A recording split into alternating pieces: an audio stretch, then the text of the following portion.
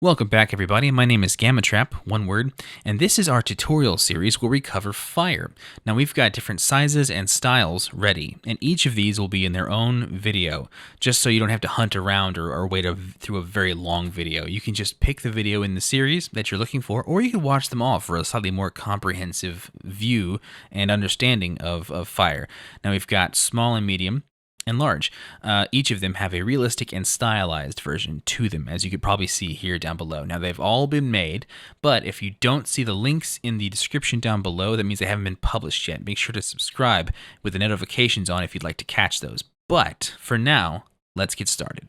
All right, so this is our medium-sized, like a torch or like a small fire spell sized stylized flame. Now, I've got this here for scale. This was our realistic small flame, like for a candle or a lighter or a match or something. So we're going to make a piece that's going to be about that big, probably. All right. So now, again, I don't know if you've seen the previous stylized video, but this is the fourth in our little series here of a flame, right? The first one was our little realistic small flame, and then I did a stylized small flame, and then I did a realistic medium flame. And then this is our stylized medium flame.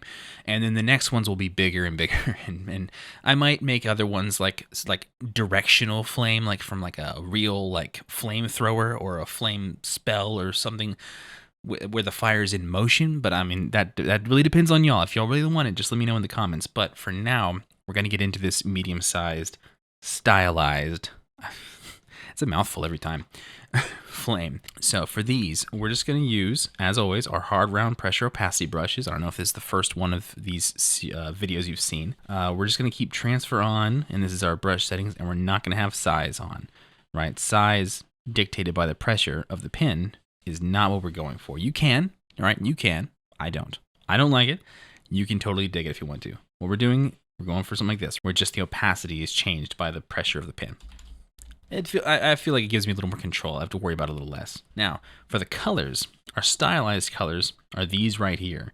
All right, we've got this red, which is a more vibrant red than the more realistic kind of flames. And we've got this yellow, which is a more vibrant yellow than our realistic flame, which is more like over here, like a very like an off-white kind of yellow. So first we're going to start with the red. Our red is going to be our bread and butter, you could say. Now, with stylized flame, just like the previous flame, we're going to be using shapes inside shapes, and the rules are the rule of cool, shapes inside shapes, and don't be boring, right? That's the tenets of a stylized, probably anything, especially flame, right? So we're just going to make our brush nice and big, and we're going to have our first shape right here, and we're probably going to have the flame kind of moving off to the side, like the wind is kind of pushing it a bit. So we're just going to have some... Draw little circle shapes right here in a direction that we want. And then we're going to get our eraser, the same brush as the main brush, and we're going to start cutting in our shapes inside our shapes. Okay. We want it to get thinner the closer to the top it gets. And we're going to have an interesting effect take hold, okay? So these circles that we're erasing, right? Think of these circles like invisible structures, right? It's not that there's nothing there when it comes down to stylized stuff. You want to use these circles to sort of trace over. If the fire is moving in a direction very quickly, like if it's a big flame and it's really hot and the flame's just jutting into the sky or something, then you're actually going to trace these with your fire, with a stylized fire. Because in a stylized fire, typically speaking, like fire moves in waves, and with a stylized fire, when you're drawing it, you really want to treat it almost like a liquid, but we don't have to worry about those right now. Just keep that in mind for future things, okay? Everything you're doing with a stylized flame is needs to be treated sort of like a more fluid version of a realistic flame.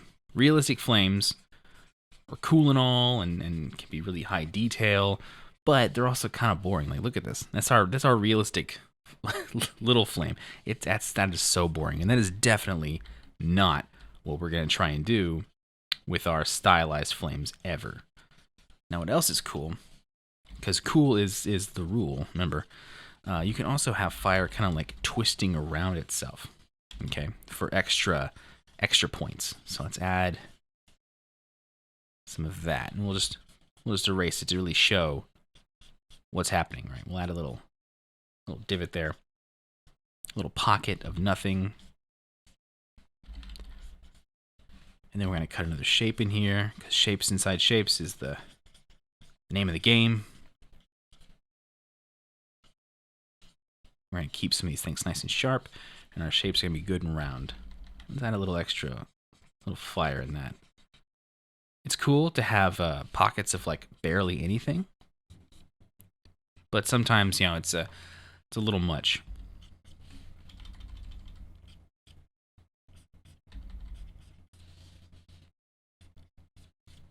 And we're going to have a little extra fire coming up around here, and then we're going to add some extra kind of like embers. Stylized Fire is very big on embers. You'll come to find that out the more you draw Stylized Fire. We don't want it to be too crazy. We want these embers to also have interesting shapes.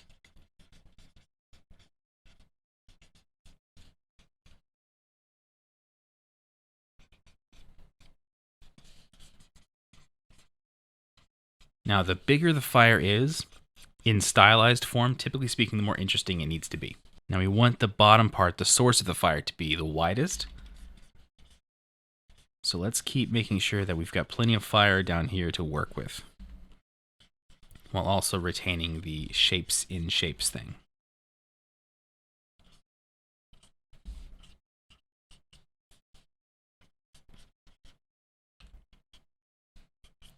Okay, now that the red's in place, let's grab the yellow.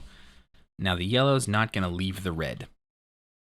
Okay, and again, we're thinking about a stylized fire like a liquid. So the yellow is sort of like the bubbles inside.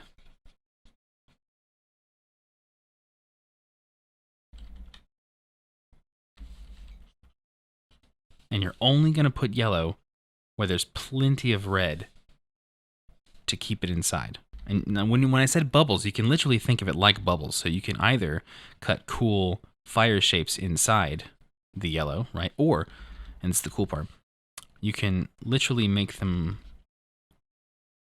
like round, sort of like they're bubbles. And then just paint more bubbles around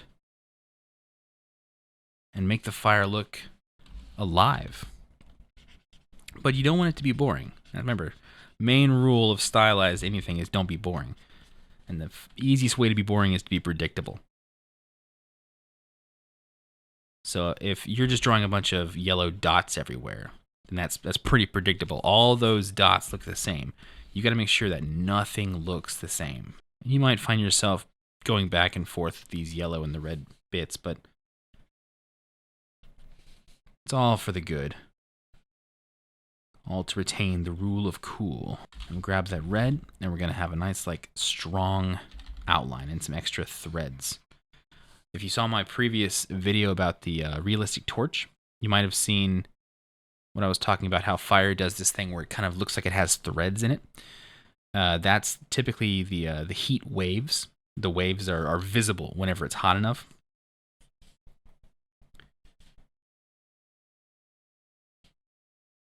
And so you could do the exact same thing with a stylized fire.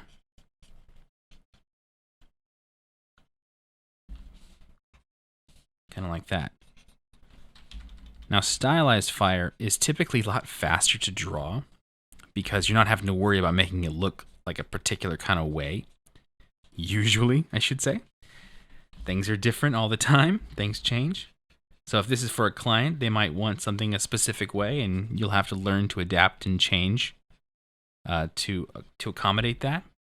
But if you're just going at it, trying to make things look cool, then just keep in mind the rule of cool and don't let things be boring and, you know, shapes and shapes, and you should be fine. Now, if you've seen the smaller flame tutorial, then you know that when we add our glowing light effects, let's get rid of the scale one. Let's add our glowing light effects. We're going to have to add another layer for that. On the regular fire, we don't have to add another layer because we can just use our soft brush, another default, and we could just paint over it kind of gently. But that diffuses things. In a realistic fire, it's much softer. You don't have to worry about keeping your shapes looking like sharp and cool, like comic book or anime kind of shapes.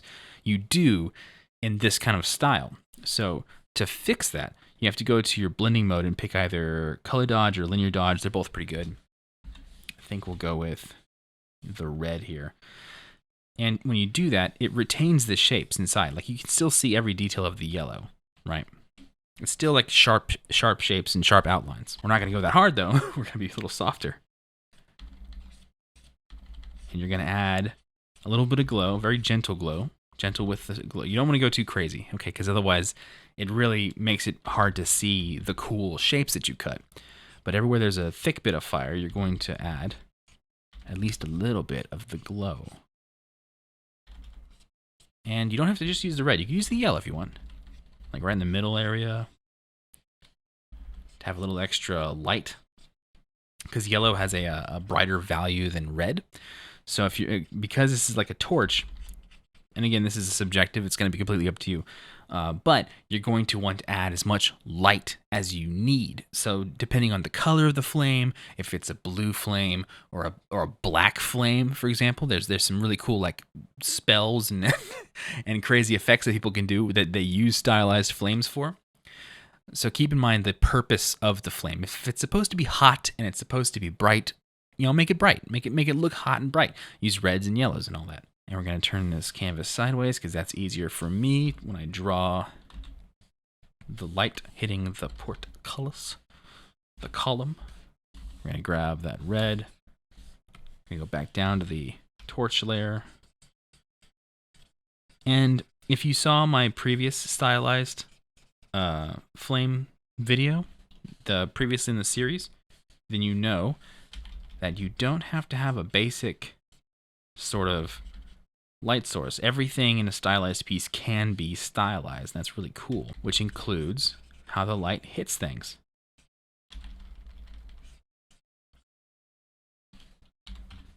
There we go, a little bit bigger. Nice. Now, and again, the bigger you make the stylized flame, the more things, the more stuff, the more waves, and the more threads. It's going to get a little more complicated the bigger you make it for the most part, unless it's like a really big, huge, gigantic sun style, this gigantic ball of flame. Then you don't really have to worry too much. Then you just got to work with the outlines, and we'll go into that a bit on the next video of the huge stylized flame that we're going to be doing, I think, 2 videos after this one. But down in the description below, you can find links to all of the videos in this series. And if you don't see the links of any particular video, that means that they haven't been published yet. But I'm recording all of these videos at the same time, so you know that they're all being made. If you see one of these videos, that means the other ones have been made, and I'm just editing them. And they should be posted within a few days of each other. So just hang tight, subscribe, turn the notification bell on if you haven't already, and that will help you get notified whenever I drop the next one in the playlist. And I plan on doing this stuff for like all these other effects like ice and stone and various other effects and cool like green kind of magic and stuff. Leave me the comment down below if you have a particular idea that you would like me to make another playlist describing the various ways of doing these effects and things. Thank you so much for watching. Make sure to leave a like, subscribe to see more tutorials, tips, tricks, and time lapses, and click a video on the screen if you would like to just jump right in to another tutorial. Thank you so much for my amazing patrons, who I appreciate the ever-loving out of for supporting the ever-loving out of me, and I'll see you in the next video. Bye-bye.